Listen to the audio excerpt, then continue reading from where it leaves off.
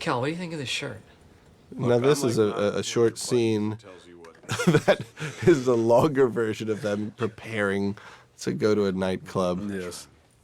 The only reason that I'm showing you this on the DVD is how amused I am by Romany here. And he's dancing. He just starts riffing and dancing, and this is...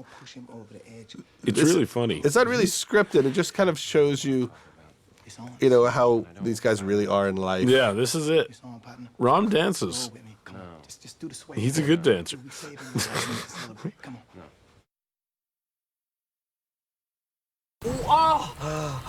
Now, this is a scene that was as scripted. Yes. My lovely wife, Leslie Mann, and Steve.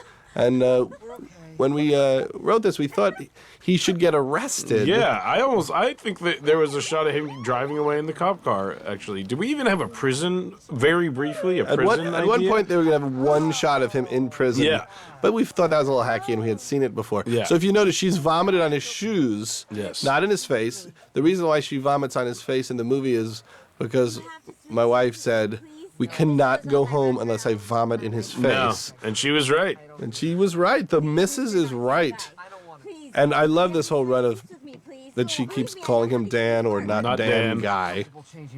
You'll be fine. I think that might be. This was just longer, and the other thing killed so hard we realized we didn't need a minute and a half. No, once you vomit in a guy's face, you can't really go very far from there. That kind of crescendos. But this is filled with jokes we like be cool, there's a gun under the seat. Yeah.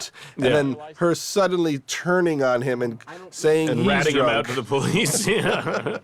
And it was raining so hard, there's no way to even explain that this was the heaviest rain I've ever seen in really Los was. Angeles. You shouldn't drink and drive. See, she's accusing him of drinking and driving. The funniest is this guy showed up to play the cop, and he basically had one line, which was, can you get out of the car? And then I didn't really prepare him for the fact that we were going to improvise, and he just looked like, oh my God, you expect me to just do a big 5-minute conversation here? He's great, though. He seems like a real cop. No, he was really awesome. Seems like a real cop. Because the first time they started improvising, he turned and said, am I supposed to talk? Look how hard that rain is. It's insane. That's L.A. My entire street floated away this night. I had never gotten drunk before.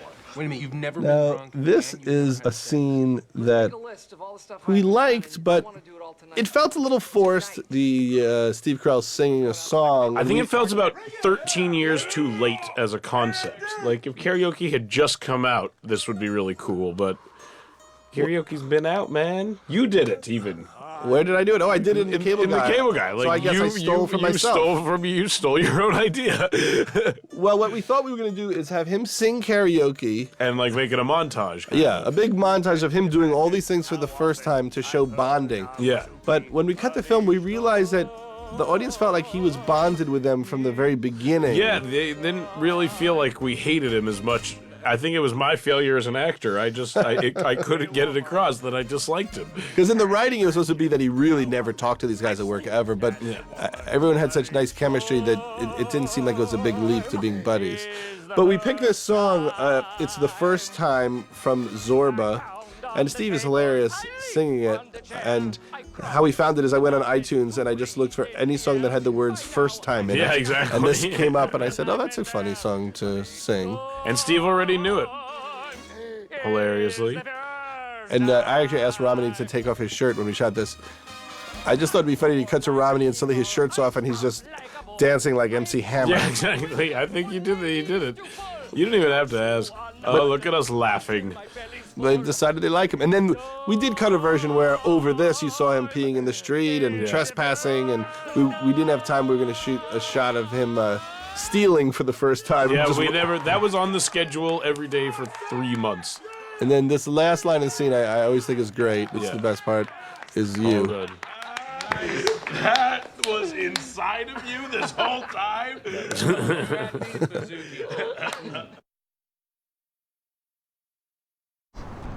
That shit right there, that's that good shit. That's that. Now, this is a scene that we always knew there was a chance we wouldn't need, but that we liked the scene. And this is them on the roof, and they're all sharing their stories of losing their virginity. As we smoke pot out of an apple. As you smoke pot out of an apple. And we did versions with beer, not the apple, in case I was too far. And the point of it is to show that everyone has a bad experience, and that's part of the reason why Andy gains confidence is from hearing that everyone else's stories are terrible. Exactly. We're not all that different, you know. That's the amazing thing. And when we shot this scene, I remember Brad Silberling, the director of Lemony Snicket, visited. Really? Oh, Yes. I was completely unaware. And what did he say? He seemed very amused by the fact that we were just on a roof in the middle of the night, improvising our brains out. And we had that eruption billboard up on Ventura just for this shot for like 3 months. For 3 months, they thought there was an eruption of perfume in the valley.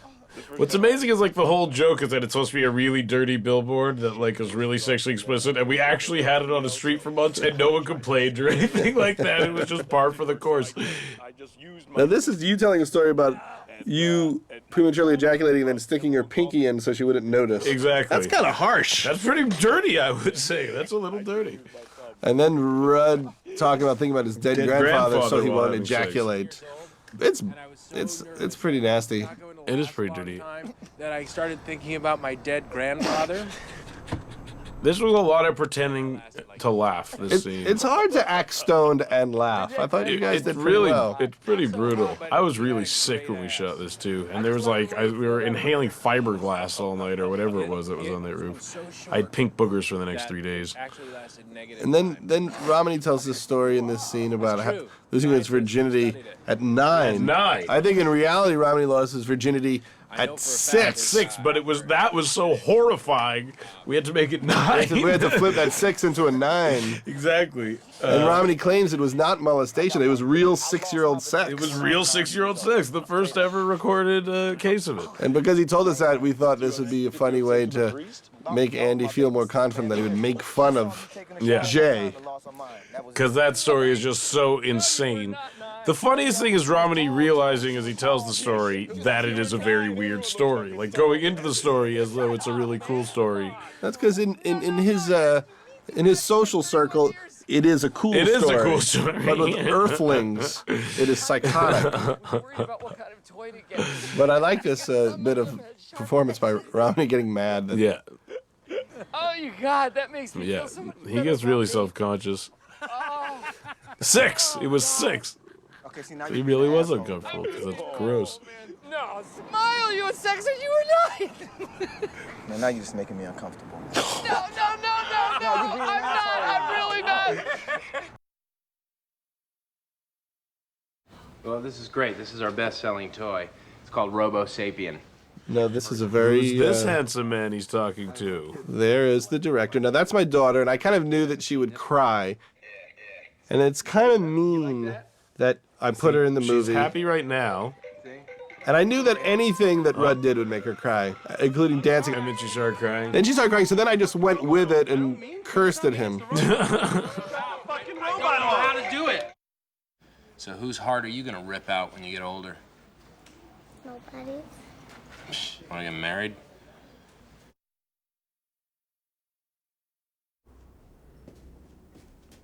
Now this scene is Jasmine. We cut this out of the movie because we just didn't need it, and we also realized that the joke was supposed to be that it took a moment for the audience to realize that it was a man. Unfortunately, this is that moment. And God bless Jasmine, because she really was funny, Really and great, funny. and that's why we put this on the DVD, because we thought this scene was so funny. Another reason why we took it out is because there were so many pretty women in the movie that you did realize right away the joke, and then it felt like a familiar joke. It also kind of felt like the audience wasn't sure Where do you know Jay from? where they were supposed to be in watching the joke, whether or not they were supposed to understand that he didn't understand that it was a woman, or understand they were supposed to understand it was a woman. We piled like 6 jokes on top of each other is the problem. We went too big. But the thing that I get a kick out of in watching this scene outside the movie is this idea that he thinks he's really smart for figuring out that She's a prostitute, yeah. but he doesn't realize it's a man. That she's a man. Exactly. That just makes our joke a little more confusing. Because that's what it also is we don't explicitly say it's a prostitute. That you're not a virgin. And I think you're a prostitute. Yeah. And I think... I don't think Jasmine realizes her scene is brief. It's not in the movie. You're going to have an angry tranny coming after you. Well, you know, Jasmine is a good woman, and she's all over the DVD. Exactly. It's good exposure for her. It really is.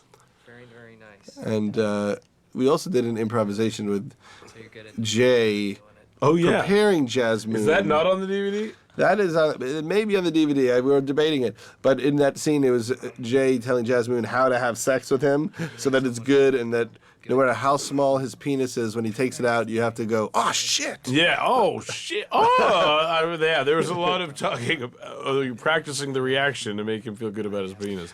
But it was fun to shoot this because we just had Steve for just literally about 20 minutes look at Jasmine and talk about how he wanted to have sex with her. How shall I mount you? Let's make the beast with two backs was the favorite thing that he said. That was my favorite. The beast with two backs? Yeah, let's make the beast with two backs. That's one of the things he said. But this just goes to show that, like, you have no idea when you're shooting something, how funny it will be in the movie. Because, like, if you were to ask me, like, while we were shooting the movie, I'd be like, this is the funniest scene in the entire movie, without a doubt. Him and the transvestite. And then it didn't even make it. Inside of you.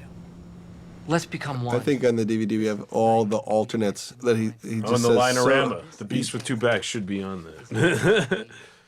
One of the nights that will go down in the history of Andy. So... It was also meant to be a turning point. I think Gary Shandling thought he did that it would be interesting if the transvestite was wise and said, you know, you need to accept yourself as you are. Yes.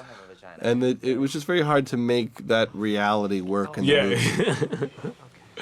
So I'm going to blame it on Shandling. I think I am too. I was there when it happened. I saw, you know, it seemed like a good idea to me too when Gary Shandling's saying it. But then you're on set in a hotel room with the transvestites and Steve, and all of a sudden you realize it might not have been the best idea. And I love that they watched the Hulk together. Exactly. We have so many famous people in this movie that don't know they're in this movie at all, I bet. Matt Damon and Ang Lee are going to be shocked when they never see this movie.